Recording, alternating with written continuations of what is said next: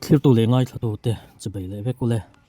voin hi mei ni som paruk sang hi som ni panga zir top ni ania hei tung tuma chuan ama kan lo da to thin tuipui fery tlangval vanlalsanga zaina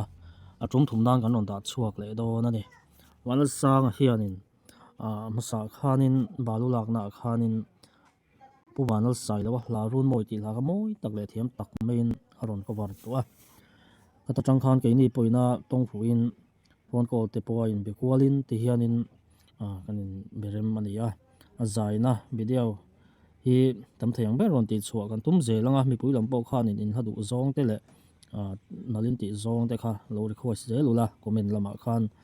ti chuanin wanal sang hi analin amoi hle maya chu ti rol chuan tuna hlaron sak tur hi si wan sang hla lel tin un nem ti ania wanal sang hi amoi hle maya wanal sang hi tlangwal fel tak ngoi choi tak ania mi huat thu soi hlau thin em ani ama hi ria so lo chong kum som thum panga mi ni nei soya trong moi lo ni lo sila balu lak na huna azai ma saber tang khanin hiang kan tong fu a azai na te po anon da lang zel tura ngai la comment section lama kan ngai dan te le kan du dan te le request kan nei point comment lama khan kan lo nu chia zel don ya wala sang azai na hi kan ngai thale phot tanga du dan pe chon comment zong te a an hing lama chia re ke po cha kum thin le maya ti hianin ron reaction lawin ron da pop panga video hi nei ma sabera ke ngai wangin karon da man mo du lawa maro chu tuna hianin youtube kanin kuala khol bom channel hianin aron da vele thlat maya aron react boka ma se poi lo thura ngai la ti chuanin an video hi bula tanga top thlengamin en sakle turin in zawa in subscriber zong te som le vek chuwa ti chong kan channel ms collection youtube channel hi min la subscribe lawin om chuan thongoi ta kamin subscribe sak turin som le vek ka chu tuna Tlangval Vanlalsanga tuipui fery zai moi le nal em ei chu ilongai thlang u